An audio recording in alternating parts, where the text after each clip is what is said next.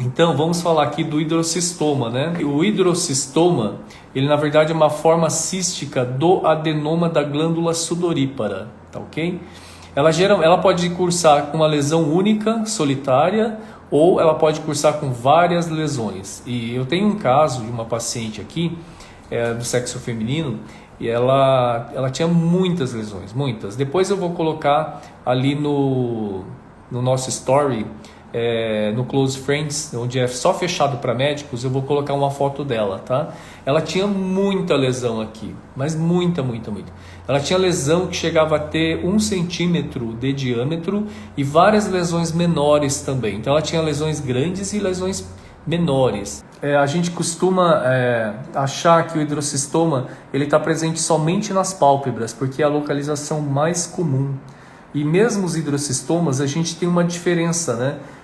Aqueles hidrocistomas que são decorrentes, são originários de glândulas écrinas e também de glândulas apócrinas. Existe uma diferença também de localização, eu vou explicar, falar um pouquinho sobre isso. Mas enfim, eles não estão presentes somente na pálpebra. Você pode ter hidrocistoma em região frontal.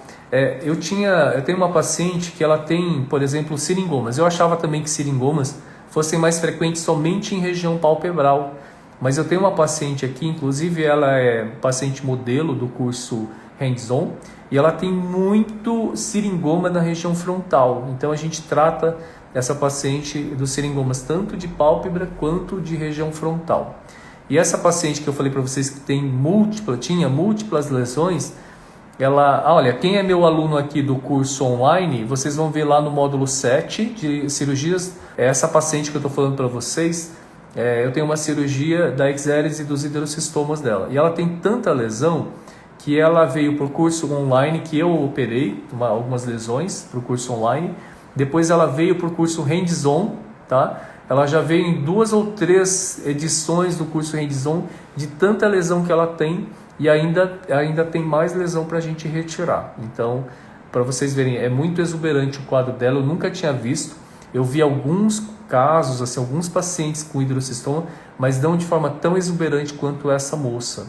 E ela está lá no curso online, tá? No módulo 7 vocês vão ver essa cirurgia em detalhes de como que eu faço. E aí, então, você pode ter o hidrocistoma na região frontal, na região malar também, nas pálpebras, né, que é mais comum, que são as glândulas de Moll. E no canto externo, então assim, você pode ter bem na borda aqui ciliar, ou você pode ter na pálpebra inferior. Quando é na pálpebra inferior é mais comum, mais no canto externo, e são advindas das glândulas apócrinas écrinas, tá? E quando são glândulas écrinas, e das glândulas apócrinas, elas estão mais na borda ciliar, e são os cistos de Moll, assim chamados.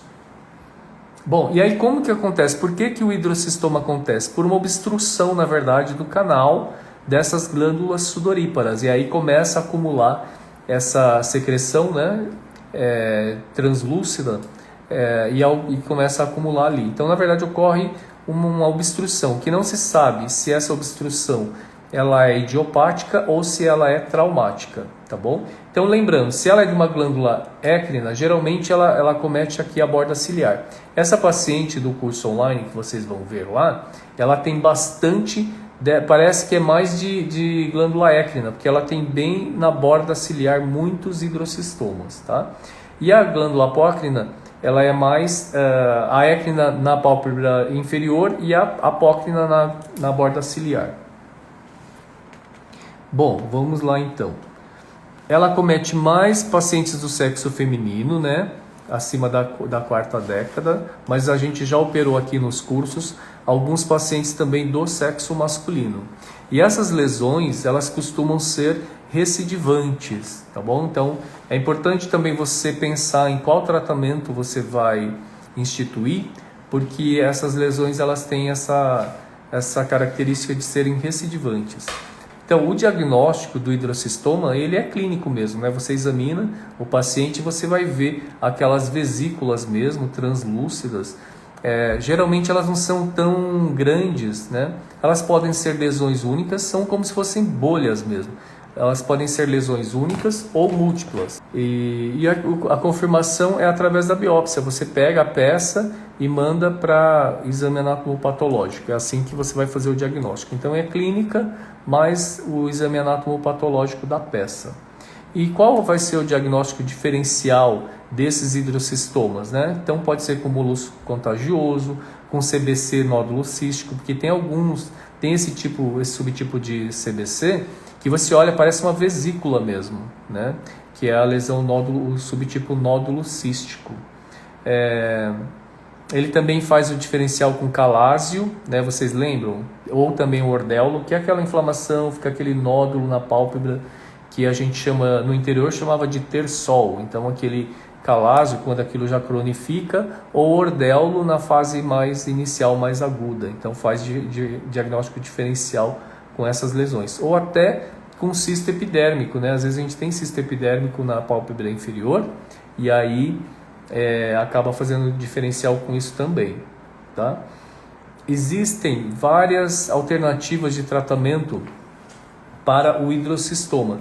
E na verdade na literatura, eu vou citar aqui para vocês um trabalho que eu dei uma olhada, que foi publicado nos Anais de Dermatologia, nos Anais Brasileiros de Dermatologia em 2010, tá? Esse trabalho foi feito no Rio de Janeiro e o tratamento instituído foi a cirurgia. Eu prefiro fazer a cirurgia para o hidrocistoma. Eu vou falar das outras possibilidades terapêuticas, mas eu gosto de fazer cirurgia, né? Porque também sou cirurgião, tenho mais habilidade com o bisturi, então eu não gosto muito das outras alternativas, inclusive porque eu acho que você não resolve, existe uma chance grande de recidiva e também de cicatrizes, né? Cicatrizes inestéticas, discrobias. Então eu prefiro fazer a cirurgia, porque vocês sabem que na pálpebra é a região do corpo em que ocorre a melhor cicatrização. Os melhores resultados de cicatrizes acontecem nas pálpebras, tá? Então, quando você faz a exérese cirúrgica dessas lesões, não fica cicatriz, tá? Os pacientes que a gente opera aqui nos cursos hands-on não ficam cicatrizes, eles não ficam com cicatriz. Então, os resultados são muito bons, são excelentes. Então, quais são os tratamentos? Por exemplo, eu vi aqui nesse artigo, num outro artigo, o uso da toxina botulínica. Para mim não ficou muito claro como que é feito o tratamento do hidrocistoma com a toxina botulínica. Me parece que a toxina é aplicada mesmo, próximo ao hidrocistoma, não é aplicado dentro do hidrocistoma, e com isso eles acreditam que o hidrocistoma vá esvaziar. Eu nunca vi esse tipo de tratamento, só vi aqui nesse artigo. A outra forma de tratamento seria a atropina, a 1% em creme, tá? Ele é aplicado, então, quem fez esse trabalho foi Kungers e colaboradores, através de um creme de atropina que é aplicado ali na região das pálpebras. Mas ali, esse mesmo artigo já fala que é meio arriscado, que o paciente pode ter alguma reação ali na pálpebra, né? Algum quadro alérgico até, então essa é uma crítica. Mas também em relação aos resultados, eles falam também que é muito pobre o resultado com a atropina tópica em creme, né? A outra forma de tratamento, que é a mais comum que eu encontrei nesse artigo, é a punção. Você punciona, isso eu já vi também muita gente fazer, já vi relatos. Eu não gosto muito de fazer, porque você não remove a cápsula, né? Embora seja uma cápsula extremamente delicada, friável, mas é importante que você remova, porque fazer a punção do hidrocistoma, você introduzir uma agulha com uma seringa e aspirar o conteúdo, eu acho que a recidiva é praticamente certeira, né? Praticamente certa a recidiva, porque você simplesmente esvazia o conteúdo, que eu já vi também esse tipo de procedimento para cisto epidérmico. Então eu já vi também muitos médicos que não se preocupam de retirar toda a cápsula do cisto epidérmico, né? Simplesmente fazem uma incisão, fazem uma expressão do cisto epidérmico, aí todo aquele conteúdo de queratina sai do cisto e aí se faz a sutura. Então não adianta, que a recidiva ali é praticamente certa, porque você não removeu a cápsula. Então no cisto epidérmico ainda é pior essa situação, mas no hidrocistoma eu também acredito. E vocês vão falar, mas não é fácil tirar uma cápsula do hidrocistoma. Não, não é fácil. Se você não tiver a mão leve, né, não tiver um certo refinamento na sua mão, uma delicadeza no trato com os tecidos, obviamente que você já vai entrar no hidrocistoma, já vai romper, aquilo vai esvaziar e você não vai achar cápsula nenhuma, né? Então, é importante, eu sempre falo para os meus alunos, né, do hands-on, tenham as mãos de fada, as mãos leves, tá? Então, assim, você fazer uma punção no hidrocistoma, eu não acho correto, porque você não vai tirar a cápsula, você não vai remover a cápsula, então provavelmente esse hidrocistoma vai recidivar. Então, quando eu falo para vocês em termos de refinamento da técnica, não só, quando eu falo de refinamento, isso também quer dizer, o que eu quero dizer com isso também é entrega de resultado. Qual tipo de resultado você anda entregando na sua cirurgia dermatológica, né? Então, para você precificar de forma adequada, você precisa entregar resultados. Você precisa entregar resultados excelentes e baixos índices de complicações. E você só consegue isso com o refinamento da técnica, com o domínio mesmo da técnica, né?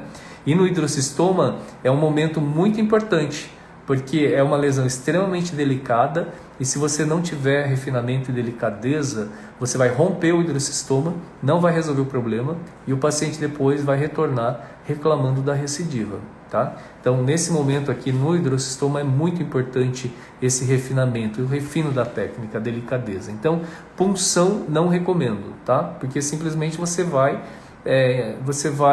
não vai resolver, né? Você vai entregar um péssimo resultado, porque aquilo vai recidivar novamente. A outra coisa que eu percebo muito, que muita gente gosta de fazer, é eletrocirurgia, eletrocauterização de hidrocistoma. Na verdade, a eletrocauterização, a eletrocirurgia é um procedimento muito simples, né? Você vai lá cauterizando, vai queimando tudo. Então eu vejo cauterização de acrocórdons, vejo de ceratose seborreica, de seringomas, de chantelasmas, e aí vai, hidrocistomas também. Então é muito simples, muito fácil, você vai lá e cauteriza. Qual que é o problema? Que além de você não remover a cápsula, então aquilo pode recidivar, existe um outro problema que é a cicatriz que vai advir disso, né? Eu até falei com olha só, foi bem interessante, vou falar para vocês.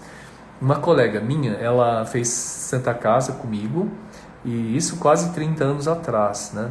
E ela foi para o rumo da dermatologia e eu na cirurgia plástica. E aí ela se inscreveu no meu curso e me perguntou, Ed, você acha que eu deveria fazer um online ou curso presencial? E aí ela falou justamente disso, dessa questão de que ela cauteriza tudo, que ela fica insegura para fazer a cirurgia mesmo, a exérese das lesões, e que ela tem tido resultados ruins com a eletrocauterização das lesões, porque ela tem visto muita cicatriz, muita discromia, e aí que ela não estava satisfeita. Então, eu falei, vocês precisam parar com essa história de ficar queimando tudo, sabe? De ficar cauterizando tudo. E o hidrocistoma é a mesma coisa, é muito fácil. Você vai lá, cauteriza, aquilo estoura, mas você não removeu a cápsula, então aquilo pode recidivar. E você, além disso, pode deixar uma cicatriz ali no paciente, né? Pode deixar uma cicatriz inestética, uma discromia.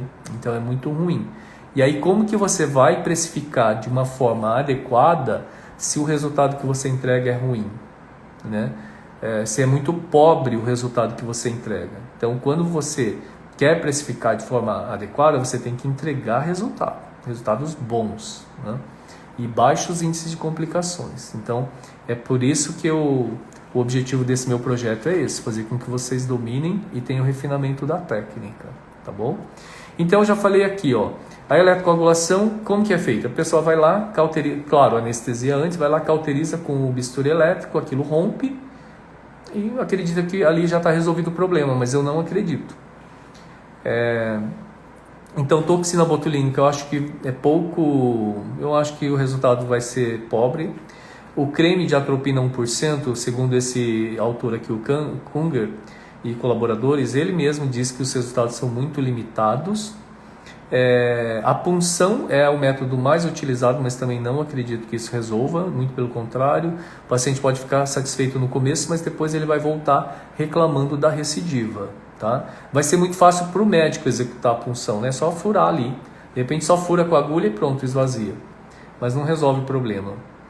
E aí, na minha opinião, né, não só porque eu sou cirurgião, mas também porque eu vi nesses artigos falando que a cirurgia é o melhor método. Mas eu vou falar aqui então, vou falar um pouco da cirurgia, como que a gente deve executar. Antisepsia. Então, como ele é mais presente na pálpebra, vamos fazer antisepsia com clorexidina e pode ser aquoso, tá? Para que não escorra no olho e não cause ardor, pode ser aquoso. Mas muito cuidado, porque o clorexidine ele é oftalmotóxico. Então, aí você vai falar, mas como que eu vou fazer, doutor, para não cair antisséptico dentro do olho do paciente e não causar uma conjuntivite química? Você não vai encharcar a sua gaze, então você vai umedecer a gaze sem encharcar. O grande problema que causa, assim, o motivo de fazer com que o antisséptico escorra, e isso nunca é bom, porque às vezes você vai fazer a cirurgia no tórax e aquilo escorre para o dorso, pode causar uma queimadura no paciente quando você usar o bisturi elétrico por acaso. Então, muito cuidado, não deve deixar o antisséptico escorrer, tá? Então, você vai umedecer a gaze, mas não vai encharcá-la, de tal forma que quando você faça a antisepsia, não vai escorrer antisséptico para dentro do olho. Mas se por acaso isso acontecer, lave imediatamente o olho do paciente com soro fisiológico, tá bem? Bom, fizemos a antisepsia, aí coloca o campo cirúrgico, né? E uma coisa que é super importante, antes da cirurgia você marcar as lesões com aquela caneta. A gente já até falou aqui várias vezes das canetas, né? Eu gosto daquela caneta Sharpie, eu gosto, tem aquela loja da Daiso que vende, que é uma loja japonesa que vende vários objetos assim de uso doméstico, e eles têm uma caneta lá marcadora, que é uma caneta mais de marcação definitiva, né? Até Gustavo está aqui, e uma vez ele me perguntou, ele falou, doutor Ed, mas eu usei essa caneta aí, mas ela saiu toda na hora que eu fiz a antisepsia.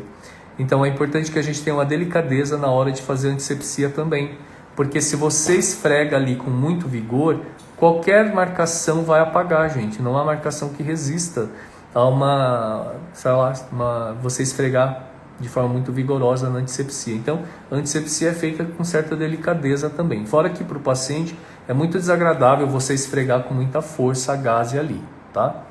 Então, você vai marcar as bolinhas, né, as bolhas, aquelas vesículas.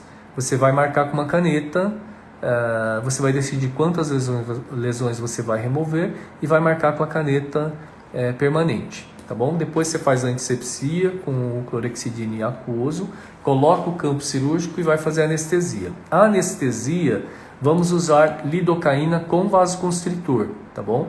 Pode usar anestésico com vasoconstritor na pálpebra sem problemas. E aí é importante que na hora que você for fazer a anestesia, que você não introduza a agulha dentro do hidrocistoma, porque senão você pode romper o hidrocistoma, daí ele esvazia e você não localiza mais a lesão. Então, você vai fazer um botãozinho meio que na borda do hidrocistoma e não dentro dele. Mesmo porque se você fizer uma injeção do anestésico dentro do hidrocistoma, não vai surtir efeito, né? Vamos ver aqui. Alguém falou alguma coisa. Acho que foi Gustavo mesmo. Vamos lá. Gustavo, estou usando a Sharpie e passando a gaze bem de leve. Aí a marcação fica, tá vendo? É isso que eu falei pro Gustavo. Ele falou para mim, doutor, apagou tudo. Ele, então, vai com mãos de fada, que eu falo com meus alunos. Mãos de fada, né? A Helena perguntou, essa é a caneta da Daiso? Não, Helena, essa caneta você compra nas papelarias, tá? Você encontra na Calunga, ou não sei que cidade que vocês moram, nas grandes papelarias você encontra, chama Sharpie, aqui ó, Gustavo escreveu o nome da caneta. Mas na Daiso você encontra a caneta permanente, que também é excelente, e elas são super baratinhas, viu? E por que é importante você marcar a lesão? Isso não só aqui no hidrocistoma, mas qualquer lesão. Inclusive, quando você vai fazer uma biópsia. Eu cansei de ver lá na residência, meus residentes às vezes vão fazer a biópsia e não marcam o local. E o que acontece? Às vezes é, por exemplo, uma placa eritematosa. Aí você faz a infiltração do anestésico, a placa desaparece. E aí você não sabe mais aonde que é para fazer a biópsia. Então faça lá o desenho do local que você vai fazer a biópsia com a caneta. Sempre use a caneta, né? Ela vai te ajudar muito, vai te salvar nessas situações, tá? Então, no hidrocistoma a mesma coisa, você marcou com a caneta, fez a antisepsia e anestesia com lidocaína com vasoconstritor, tá?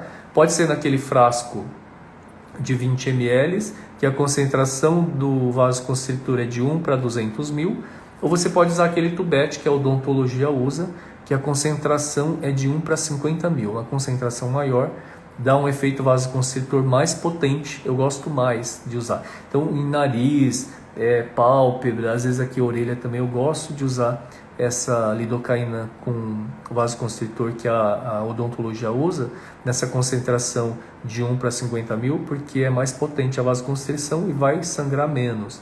Mas é importante que você aguarde o efeito vasoconstritor se estabelecer, porque eu vejo muito meus alunos, fez anestesia, já começa a operar. O que vai acontecer?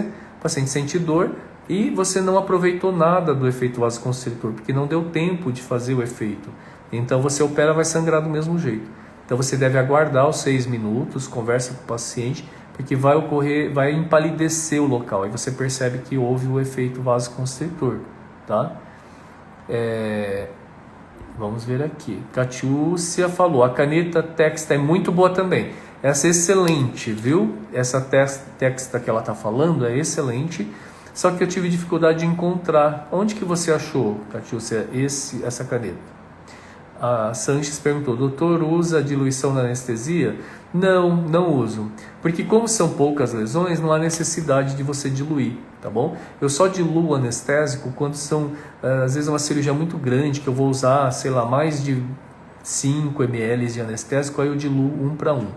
Porque se também a gente dilui esse anestésico com vasoconstritor, você diminui a potência vasoconstritora, né? Então, você perde um pouco do efeito vasoconstritor. Então eu prefiro usar ele na concentração que vem mesmo no frasco. O Márcio também, meu aluno do curso online.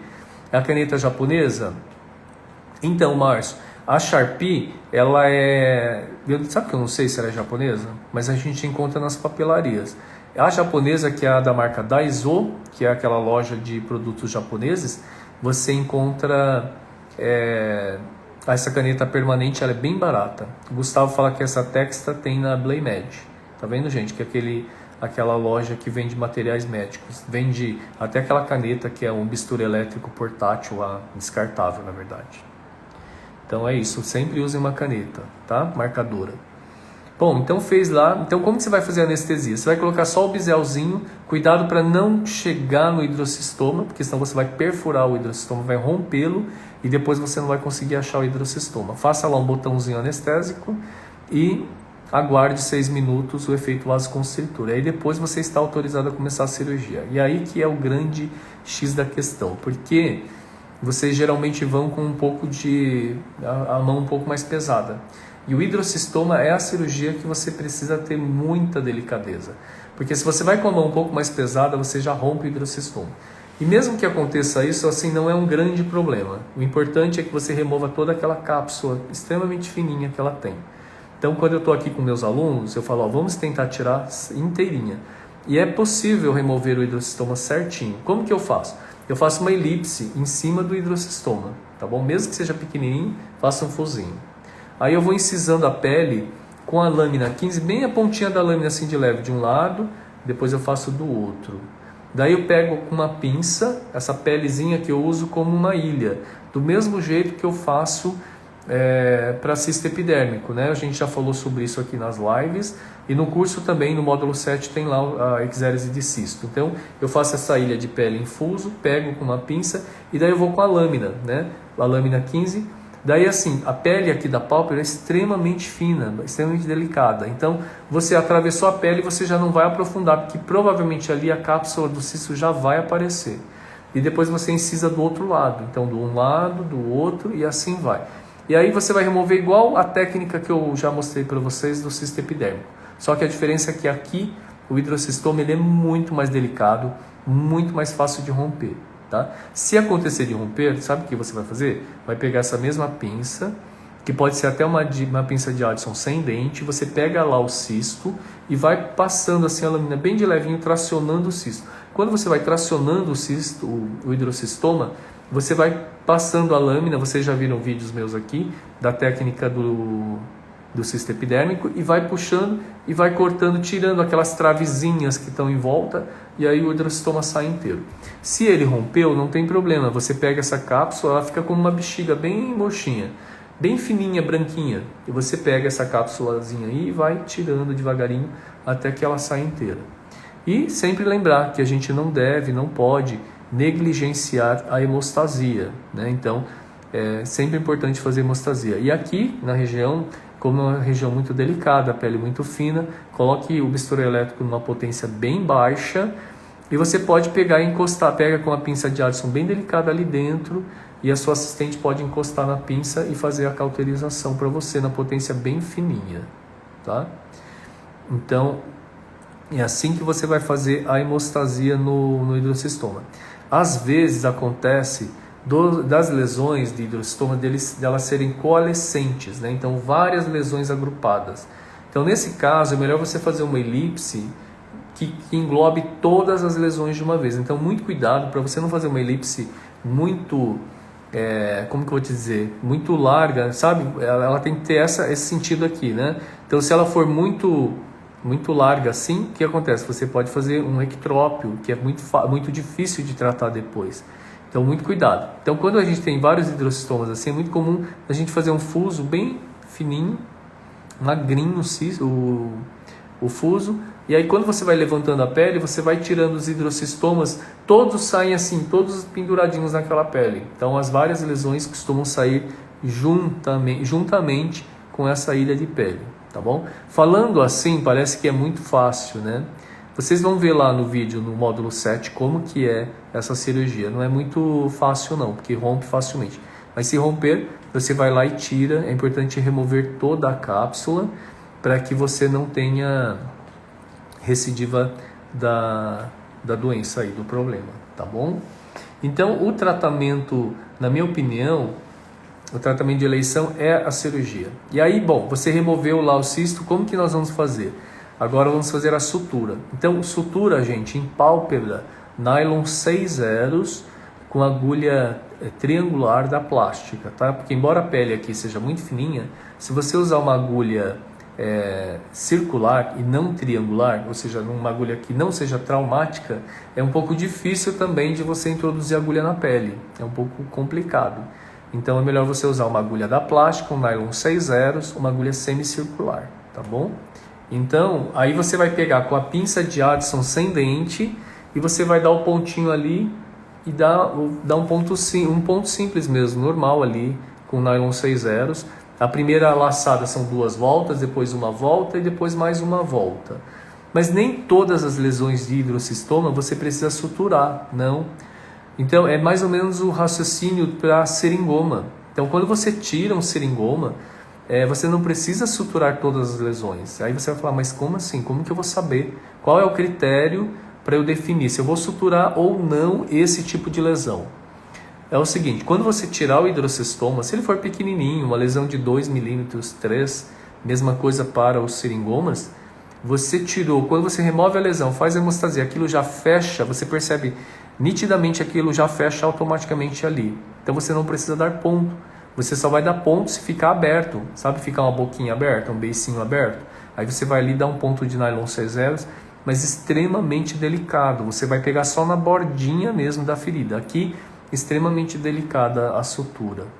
E aí então você vai fazer a sutura com aquele nylon 6 zeros que eu falei, um pontinho bem delicadinho, tá? Aí depois você vai fazer curativo? Depende. Se as lesões são mais embaixo aqui, você pode fazer o curativo, tá? Você pode colocar ali uma gazezinha bem pequenininho, um pedacinho de gaze bem pequeno e colocar um micropor, cor da pele. Nunca coloque o micropor diretamente na ferida operatória, porque o micropor não é estéril e você pode contaminar a sua cirurgia, tá? Eu vejo muitos médicos que colocam o micropor que é contaminado direto na ferida aberta. Então, eu acho que aumenta a chance de infecção. Eu só coloco o micropor protegido, a ferida operatória protegida com uma gaze estéreo. Então, eu corto um pedacinho da gaze estéreo, aí você não vai cortar essa sua gaze com a tesoura de íris. Você vai usar uma tesoura mais forte, alguma tesoura mais resistente ou a lâmina mesmo. Então, às vezes eu estou ali, não tenho uma tesoura mais forte, estéreo, eu pego um pedacinho da gaze, com a lâmina 15 corto um pedacinho, faço uma bolinha e coloco aqui, e depois o micropor cor da pele, né? Na face, micropor da cor da pele, que vai ser a melhor opção. E aí, eu não coloco então, como eu falei, o micropor diretamente na ferida operatória. Agora, se as lesões estão aqui mais em cima, mais acima aqui do rebordo orbitário, em cima, eu não coloco curativo nenhum, simplesmente faço uma higienização com soro fisiológico estéreo, limpo todo o rosto do paciente, e em casa o paciente vai fazer uma higiene, vai lavar com água e sabonete o rosto, sem problema nenhum, vai evitar o sol. E uma coisa assim, não apliquem nada, eu não gosto de usar antibiótico tópico, né? Não gosto de aplicar nada nas minhas cirurgias. Tem gente que gosta, mas eu desde que fiz a residência, 30 anos atrás, eu nunca apliquei assim, porque eu só uso pomada antibiótica quando é uma ferida aberta, uma ferida infectada, uma ferida que vai evoluir com cicatrização por segunda intenção, aí eu uso. Mas se é uma ferida assim limpa, fechada, eu não aplico nada. Só se ela infectar ou evoluir de forma desfavorável, senão eu não aplico nada. E o paciente em casa simplesmente vai lavar com água e sabonete. E aí, muito cuidado para não aplicar protetor solar ou qualquer outro. Às vezes você prescreveu para o paciente um creme com ácido, um clareador, para ele estar usando, sei lá, no tratamento dela normalmente. E aí ela quer aplicar precocemente na cirurgia. Não faça isso, porque isso favorece a infecção, porque esses cremes não são estéreis. Então, fica aplicando ali. Além da questão de não serem estéreis, existe a substância química presente ali no creme que pode causar uma irritação, né? Então, eu evito. Gustavo falou, pode fechar com sutura intradérmica? Olha, Gustavo, não vejo necessidade de sutura intradérmica ali. Por quê? Porque são várias lesõezinhas separadas. Então, cabe ali um pontinho em cada lesãozinha. Tá? E se for um fuso um pouco maior, também você não precisa dar aquele monte de pontinhos assim próximos um do outro. Você pode dar uns 2 ou 3 pontos que aproximem a borda e já são suficientes, tá bom?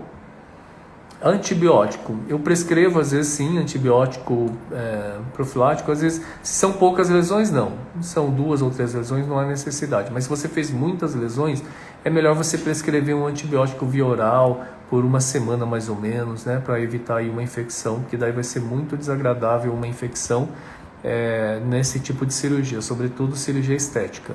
E uma coisa que eu acho que é interessante falar para vocês é a questão da precificação, gente. Essa é uma cirurgia estética, né? Porque é uma lesão benigna. Então, procurem fazer de forma particular esse tipo de cirurgia. E para cobrar, é óbvio que depende da extensão do problema, né? Se o paciente tem muitas lesões. E também, se o paciente tem muitas lesões, não dá para você operar num tempo só, de uma vez. Porque às vezes é muito cansativo o paciente ficar deitado muito tempo na sua mesa de cirurgia, né? O paciente sente dor, fica desconfortável. Então, se o paciente tem muitas lesões, você pode dividir em várias sessões, né? Então você imagina lá que vai dar para fazer em 3 sessões. Então você determina o valor do tratamento completo e o paciente já fecha o tratamento na primeira consulta e depois ele só retorna para executar a cirurgia, entende? Então é melhor assim do que você fazer uma sessão hoje e falar, hoje vamos tirar 3 lesões. Depois você marca para tirar as outras.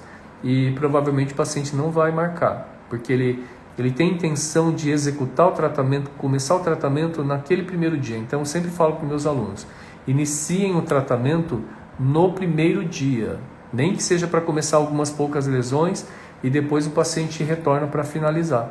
Mas ele já contrata o tratamento no primeiro dia. Ele pode parcelar o valor e depois ele volta para executar as cirurgias, entende? Então é assim que vocês devem fazer. E eu sempre falo para vocês, né?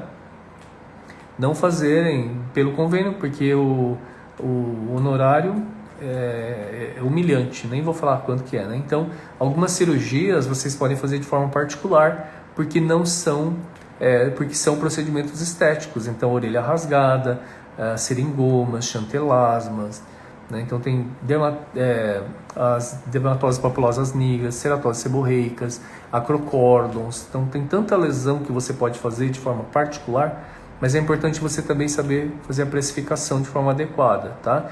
Então nessa hora é importante que você pense assim, eu sempre oriento meus alunos para que vocês se baseiem mais ou menos pelo valor da toxina, tá bom? Porque se o paciente paga pela toxina um tratamento que dura 5 meses, por que o paciente não vai pagar pelo menos isso por uma cirurgia curativa, uma cirurgia definitiva, tá? Olha lá, Sanches perguntou, qual o valor? Exatamente isso. Depende, eu costumo falar toxina, por quê? Porque depende da região que você está, né, do Brasil. Então, por exemplo, eu estou em São Paulo, numa área nobre, então eu consigo precificar de uma forma diferenciada, mas você veja na sua região. Então, por isso que eu sempre baseio pelo valor da toxina. Então, pense no valor da toxina. Então, cobre mais ou menos o valor da toxina. Agora, se tiver que fazer 3 sessões, então é um sinal de que tem muita lesão. Então, você tem que precificar pelo menos 2 toxinas ou talvez 3 toxinas. Pelo menos 2 toxinas se você tiver que fazer 3 sessões. E sabe qual a grande vantagem disso? É que de material você vai gastar muito pouco, né? Nessa cirurgia você vai gastar o quê? 10, 20 reais.